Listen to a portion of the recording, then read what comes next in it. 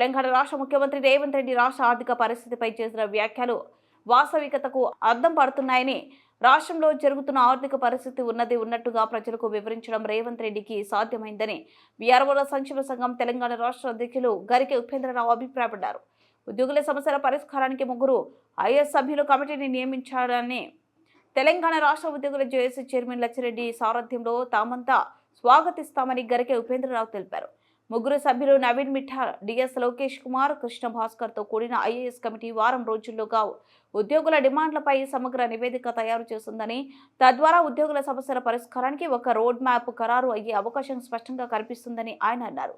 3 సభ్యుల committee నియామకంపై VRO సంక్షేమ సంఘం రాష్ట్ర అధ్యక్షులు గరికె ఉపేంద్రరావుతో మా ఖమ్మం జిల్లా ప్రతినిధి వనం Nagaiah face to face.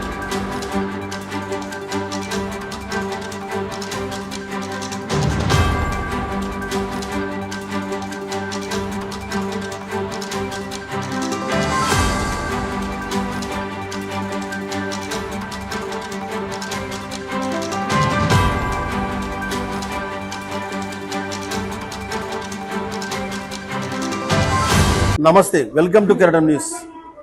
Telangana రాష్ట్ర ప్రభుత్వం ఉద్యోగుల హక్కుల కోసం ఏదైతే డిమాండ్ చేస్తున్నారో వాటికి సంబంధించి ఒక సమగ్రమైన నివేదికను కోరేందుకు ఒక సంప్రదింపుల కమిటీని వేయడం జరిగింది. దీనికి సంబంధించి ఉద్యోగులంతా కూడా వివిధ రకాలుగా రేవంత్ రెడ్డి గారి యొక్క నిర్ణయాన్ని హర్షం వ్యక్తం చేస్తున్నారు. ఈ నేపథ్యంలో అసలు రేవంత్ రెడ్డి గారి సర్కారు ఉద్యోగుల ఫ్రెండ్లీ ప్రభుత్వంగా ఇప్పుడు తీసుకున్న సంచలన నిర్ణయాన్ని 3 ఐఏఎస్ సభ్యులతో కూడినటువంటి కమిటీ ఏదైతుందో దానికి ఏ విధంగా స్వాగతిస్తున్నారు అనే అంశానికి సంబంధించి మనతో మాట్లాడేందుకు రెవెన్యూ వ్యవస్థకు సంబంధించి వీఆర్ఓల సంక్షేమ సంఘం తెలంగాణ రాష్ట్ర అధ్యక్షులు గరికె ఉపేంద్రరావు గారు మనతో పాటు ఉన్నారు. వారిని అడుగుతుందాం. సార్ నమస్తే. నమస్కారం. ఈరోజు రాష్ట్ర ప్రభుత్వం తీసుకున్నటువంటి 3 ఐఏఎస్ల కమిటీ ఏదైతుందో దాన్ని మీరు ఏ విధంగా స్వాగతిస్తున్నారు? ఇది నిజంగా రేవంత్ రెడ్డి గారికి, కాంగ్రెస్ ప్రభుత్వానికి మేము హృదయపూర్వకంగా ధన్యవాదాలు తెలియజేస్తా ఉన్నాం. ఇది ఉద్యోగుల ఫ్రెండ్లీ ప్రభుత్వం. ఈ నిర్ణయం ఒక అద్భుతం, అమోఘంగా భావిస్తూ ఉన్నాం.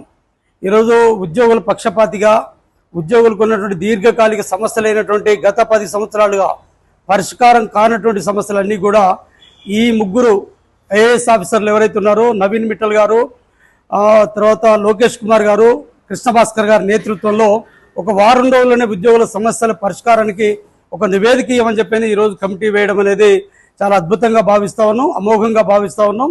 ఈరోజు గత ప్రభుత్వం చేసినటువంటి పెండింగ్లో ఉంచినటువంటి మా దీర్ఘకాలిక సమస్యలు ఏవైతున్నాయో అవన్నీ కూడా పరిష్కారం కావడానికి ఈ 3 ఐఏఎస్ ఆఫీసర్ల కమిటీ ఎంతో దోహదపడుతుందనేది మేము ఆశాభావంగా ఉన్నాం. ఈరోజు మేము చాలా అనేక రకాల సమస్యలతో కునారిల్లుతున్నట్టు ఉద్యోగ, ఉపాధ్యాయ, అవుట్సోర్సింగ్, కాంట్రాక్ట్, పెన్షనర్, కార్మిక సంఘాలు ఎవరైతే ఉన్నారో వాళ్ళ బాధలన్నీ కూడా గత ప్రభుత్వం చేసినటువంటి తప్పిదాల వల్ల పరిష్కారం చేయలేకపోవడం వల్ల ఈ ప్రభుత్వంపై కూడా భారం పడి మేము అందరం కూడా ఇబ్బంది పడుతున్న పరిస్థితి మాత్రం వాస్తవం. దీన్ని సానుకూలంగా తీసుకున్నటువంటి ముఖ్యమంత్రి గారు ఈరోజు మా సమస్యల పరిష్కారానికి చిత్తశుద్ధితోటే ఒక 3 సభ్య ఐఏఎస్ కమిటీని వేయడం అనేది మేము ఆనందంగా వ్యక్తం చేస్తా ఉన్నాం. ఈ మధ్య కాలంలోనే దాదాపుగా ప్రభుత్వం అధికారులకు వచ్చిన అనధికారులోనే దాదాపు ఒక 1 ఇయర్లోనే రెవెన్యూ శాఖ, ముఖ్యంగా మీ శాఖకు సంబంధించి జేఏసీ చైర్మన్ లచ్చిరెడ్డి గారు సాధించిన చాలా అంశాలు, ముఖ్యంగా 10,950 జీపీఓలుగా తీసుకోవడం కానివ్వండి, అట్లాగే డిప్యూటీ కలెక్టర్ల నియామకం కానివ్వండి, ఇవన్నీ ఏదైతే ఉన్నాయో అప్రూవల్ ఇచ్చినటువంటి అన్నీ కూడా మీరు తక్కువ కాలంలో సాధించారు. ఇప్పుడు రాబో కాలంలో కూడా ఇంకా మీ యొక్క డిమాండ్స్ ఏ విధంగా నెరవేరుతాయి అనుకుంటున్నారు? ముఖ్యంగా గత 10 సంవత్సరాల్లో గత ప్రభుత్వం యొక్క దుర్మార్గపు నిర్ణయాల వలన, అశాస్త్రీయమైన నిర్ణయాల వలన 70 లక్షల మంది రైతులు నష్టపోయారు. సమస్త ప్రజలకు కూడా నష్టం జరిగింది. ఆర్థికంగా, సామాజికంగా అన్ని రంగాల్లో కూడా నష్టపోయారు. ప్రభుత్వ సాయం కూడా అందకుండా ప్రజల్లో కూడా చాలా ఇబ్బంది పడే పరిస్థితి కనబడతా ఉంది.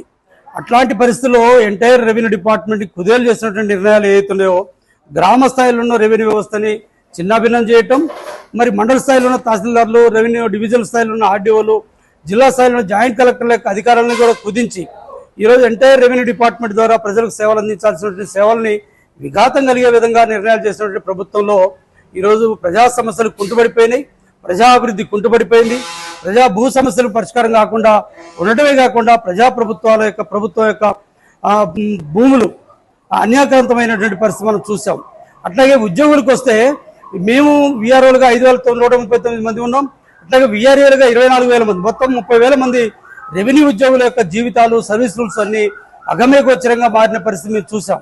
కానీ ప్రజాప్రభుత్వం వచ్చినాక ఆగమేఘాల మీద మా లచ్చిరెడ్డి గారు నేతృత్వంలో ఈరోజు ప్రతి సమస్యను కూడా ప్రభుత్వం తీసుకుపోవడమే, ప్రభుత్వ దృష్టికి తీసుకుపోవడమే కాకుండా ఈరోజు నూతనంగా భూభారతి చట్టాన్ని తీసుకురావడంలో అత్యంత కీలకంగా పనిచేసి ఈరోజు ప్రజలకు ఉపయోగపడే విధంగా, రైతులు సమస్త సమస్యలు పరిష్కారం అయ్యే విధంగా ఈరోజు భూభారతిని తీసుకురావడంతో పాటు భూభారతితో పాటే గ్రామ స్థాయిలో ఈ చట్టాన్ని అమలు చేయడానికి ఒక ఉద్యోగి ఉండాలని, ఆ ఉద్యోగి అన్ని రకాల డిపార్ట్మెంట్లకి అనుసంధానం చేసుకొని ప్రజా సమస్యలను వేగవంతంగా, న్యాయంగా, న్యాయబద్ధంగా, త్వరితగతిన పరిష్కారం చేసే ఒక యంత్రాంగం ఉండాలని చెప్పిన నిర్ణయంలో ఈరోజు 5,139 మంది విఆర్ఓలు రద్దయితే ఈరోజు 10,954 మంది కొత్త పోస్టులు క్రియేట్ చేయడంలో ప్రభుత్వానికి మేము కృతజ్ఞతలు తెలియజేస్తా ఉన్నాం.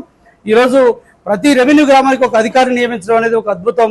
అట్లాగే ఇదొకటే కాదు, ఈరోజు గ్రామ స్థాయి నుంచి కన్ఫర్మ్డ్ ఐఏఎస్ వరకు కూడా అనేక సమస్యలు పరిష్కారం చేసి ఉద్యోగుల స్ట్రెంత్ను పెంచినటువంటి మా జేఏసీ చైర్మన్ లచ్చిరెడ్డి గారికి కూడా మేము కృతజ్ఞత తెలియజేస్తాము. అట్ ది సేమ్ టైం రాష్ట్ర ముఖ్యమంత్రి గారికి, డిప్యూటీ ముఖ్యమంత్రి గారికి, రెవెన్యూ మినిస్టర్ గారికి కూడా మేము ఎల్లవేళలా కృతజ్ఞతగా ఉండి ఈరోజు ప్రభుత్వం నిర్ణయించిన లక్ష్యాలని ప్రజల్లో తీసుకుపోయి ప్రజల సమస్యల పరిష్కారంలో అహర్నిశలు పనిచేస్తూ ప్రభుత్వానికి కూడా మంచి పేరు పెట్టేందుకు తీసుకురావడానికి మేము కృషి చేస్తామని మీ ద్వారా తెలియజేస్తా ఉన్నాం. ఇప్పుడు రేవంత్ రెడ్డి గారు నిన్న ఏదో చేశారు, కొన్ని వ్యాఖ్యలు చేశారు. ఆయన ప్రభుత్వం చాలా ఆర్థికంగా కొంత లోటు ఉందని, అట్లాగే మనం పెట్టుబడులు కూడా రావట్లేదని చెప్పి చేసిన వ్యాఖ్యలు కొంత భిన్న స్వరం వినపడుతుంది. ముఖ్యంగా మీ జేఏసీ తరపున ఆ వ్యాఖ్యలు మీరు ఏమనుకుంటున్నారు అసలు ఉద్యోగులకు సంబంధించి? వాస్తవంగా గత ప్రభుత్వం చేసిన తప్పిదాల్లో అప్పుల్లో 7-8 లక్షల కోట్ల రూపాయలు అప్పులు చేసిన మాట వాస్తవం. దాన్ని మేము ఉద్యోగులుగా సానుకూలంగా ఆలోచించాల్సిన అవసరం ఉంది. ఈరోజు ఈ రాష్ట్రంలో 18,000 కోట్లు వస్తే ఈరోజు 24,000 కోట్లు ప్రతి నెల ఖర్చు అవుతుందని చెప్పేసి ముఖ్యమంత్రి గారు సాక్షాత్ చెప్తున్నారు. ఈరోజు ప్రజాభివృద్ధి, ప్రజల సంక్షేమం అతి ముఖ్యమైనది. వాళ్ళ యొక్క అభివృద్ధి కోసం మేము కూడా ఉద్యోగులుగా ఎంతో శ్రమించాల్సిన అవసరం ఉంది. కాబట్టి ప్రభుత్వం యొక్క ఆలోచనని ప్రజాకోణంలో ఆలోచించినట్లయితే మేము దాన్ని సానుకూలంగా తీసుకోవాల్సిన అవసరం ఉంది. మరలా ఎట్ ది సేమ్ టైం మాకున్నటువంటి దీర్ఘకాలిక సమస్యలు, మరి ఫైనాన్షియల్ బర్డెన్ పడినటువంటి సమస్యలను కూడా ప్రభుత్వం త్వరగా పరిష్కారం చేయడం కోసం ఈ త్రిసభ్య కమిటీ ఉపయోగపడుతుంది. అందుకే చిత్తశుద్ధిగా ఫ్రెండ్లీ గవర్నమెంట్గా ఉన్నది కాబట్టి ఈ కమిటీని వేస్తారనేది మేము భావిస్తా ఉన్నాం. తప్పకుండా ప్రభుత్వం ముఖ్యమంత్రి గారు చెప్పిన దాన్ని నెగిటివ్గా తీసుకోకుండా ఈ ప్రజాకోణంలో, ప్రజా అభివృద్ధి కోణంలో మేము చూసినట్లయితే, ప్రజాపాలన దృష్టిలో పెట్టుకొని చూసినట్లయితే దాన్ని స్వాగతిస్తూనే మా సమస్యలను కూడా సానుకూలంగా తీసుకొని పరిష్కారం చేయడం కోసం ఈ కమిటీని వేశారనేది కూడా మేము భావిస్తా ఉన్నాం. ఈ ప్రభుత్వం ముఖ్యమంత్రి గారి నిర్ణయాన్ని మేము నెగిటివ్గా తీసుకోవడం లేదు. ఎందుకంటే మేము ప్రజల్లో ఒక్కడిగా ఉండి ప్రజల సమస్యల పరిష్కారంలో వేగుచుక్కలాగా మారి పనిచేసేటోళ్ళం కాబట్టి ముఖ్యమంత్రి గారి యొక్క ఆలోచనలు కూడా మేము తూచా తప్పకుండా ప్రజల్లో తీసుకుపోయి అమలు చేసే దాంట్లో, ప్రజా అభివృద్ధిలో కీలకంగా భాగస్వామ్యంలో ఉండేవాళ్ళం కాబట్టి రెవెన్యూనే గవర్నమెంట్ రెవెన్యూ కాబట్టి తప్పకుండా ప్రభుత్వానికి సానుకూలంగా ఉండి ప్రజా సమస్యలను పరిష్కారం చేసే దాంట్లో ముందుకు పోతాం తప్ప మరొకటి కాదని మీకు తెలియజేస్తాం.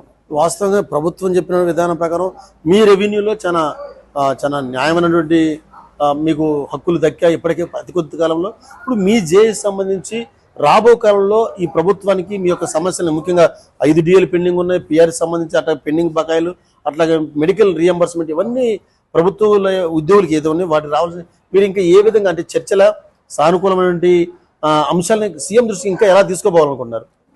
ఇప్పటికే మా జేఎస్ చైర్మన్ గారు గౌరవనీయులు లచ్చిరెడ్డి గారు ముఖ్యమంత్రి గారి దృష్టికి, అట్లాగే గవర్నమెంట్ పెద్దల దృష్టికి తీసుకుపోవడం జరిగింది. ఆ నేపథ్యంలోనే ఈ త్రిసభ్య కమిటీని ఏర్పాటు చేసి వారం రోజుల్లోనే, ఎంతో టైం పెట్టలే, వారం రోజుల్లోనే ఈ ఎంటైర్ సమస్యల పరిష్కారానికి ఒక మార్గనిర్దేశం చేయమని చెప్పిన కమిటీని ఆదేశించడం అనేది పరిష్కారానికి త్వరలోనే పరిష్కారం అయిద్దని ఆశాభావంతో ఉన్నాం. మా లచ్చిరెడ్డి గారు మా జేఏసీ ఏదైతే ఉందో ఉపాధ్యాయ అవుట్సోర్సింగ్ కాంట్రాక్ట్ పెన్షన్ కార్మిక సంఘాల జేఏసీ ఏదైతే ఉందో ఇది 100% ఉద్యోగుల పక్షపాతిగా, పెన్షనర్ల పక్షపాతిగా, కార్మికుల పక్షపాతిగా సర్వ సమస్యల పరిష్కారానికి నడుం కట్టి ఈరోజు అద్భుతంగా ముందుకు తీసుకుపోతున్నటువంటి లచ్చిరెడ్డి గారి నేతృత్వంలో మా సమస్యలన్నీ పరిష్కారం అవుతాయని చెప్పేసి ఆశాభావంతో ఉండడమే కాదు, ఈరోజు రెవెన్యూ డిపార్ట్మెంట్ అస్తవ్యస్తమైనటువంటి రెవెన్యూ డిపార్ట్మెంట్లో అద్భుతమైన క్యాడర్ పెంచడమే కాదు, ఈరోజు గ్రామ స్థాయిలో మళ్ళీ ఈ చట్టాలు, రెవెన్యూ చట్టాలు అన్నింటినీ కూడా పకడ్బందీగా అమలు చేసేదానికి, భూ సమస్యలన్నీ పరిష్కారం అయ్యేదానికి, సాదా బైనామా రైతుల సమస్యలు పరిష్కారం అయ్యేదానికి, స్వల్పకాలికంగా 18 లక్షల మంది రైతులు ఉన్న సమస్యల పరిష్కారానికి, ఇట్లా అనేక రకాలు చూసుకుంటూ పోతే ప్రభుత్వ భూముల్ని పరిరక్షించడం కోసం, ప్రజా సంక్షేమ పథకాలను ఇంప్లిమెంట్ చేయడం కోసం, ఇట్లాంటి దాంట్లో రెవెన్యూ డిపార్ట్మెంట్ని బాగా స్ట్రెంథెన్ చేసుకున్న దాంట్లో మా లచ్చిరెడ్డి గారి పాత్ర అమోఘంగా ఉంది కాబట్టి ఈ సమస్యలు కూడా పరిష్కారానికి అద్భుతంగా మన జేఏసీ ఆధ్వర్యంలో సమస్యల పరిష్కారం అయితే అందుకే ఈ కమిటీ వేశారనేది కూడా మా నాయకులు సూచన మేరకు ఈ కమిటీ వేశారనేది కూడా మేము భావిస్తా ఉన్నాం. అందుకు ప్రభుత్వానికి ధన్యవాదాలు, మా లచ్చిరెడ్డి గారికి కూడా ధన్యవాదాలు తెలియజేస్తా ఉన్నాం. కాబట్టి ఉద్యోగుల ఫ్రెండ్లీగా ఉండి తెలంగాణ రాష్ట్ర ప్రభుత్వంలో రేవంత్ రెడ్డి గారు ఖచ్చితంగా మా హక్కుల కోసం మా సంక్షేమం కోసం పనిచేస్తారు. ఆ నమ్మకం మాకుంది. ఇప్పుడు ఆయన ఏదో చేశారో కమిటీ, 3 ఐఏఎస్ల కమిటీ ఖచ్చితంగా ఉద్యోగుల సంక్షేమం కోసం నియమించిన కమిటీ ఖచ్చితంగా మా అందరికీ సర్వ ఉద్యోగులందరూ కూడా న్యాయం జరిగే అవకాశం ఉంది. ముఖ్యంగా జేఏసీ చైర్మన్ లచ్చిరెడ్డి గారు దీన్ని మా అందరికీ ఉద్యోగులకి ముఖ్యంగా న్యాయం జరిగేలాగా ఎప్పటికప్పుడు కృషి చేస్తూ ఉన్నారు. రేవంత్ రెడ్డి గారు మాకు ఖచ్చితంగా సహాయం చేస్తారనే ఆశయంతో మేమందరం ఆయన యొక్క కమిటీని మేము మనస్ఫూర్తిగా స్వాగతిస్తున్నామని చెప్పి వీఆర్ఓ సంక్షేమ సంఘం తెలంగాణ రాష్ట్ర గారికి ఉపేంద్రరావు తెలియజేస్తున్నారు. వీడియో జర్నలిస్ట్ ఈశ్వర్తో వనం నాగయ్య, కెరటం న్యూస్, ఖమ్మం.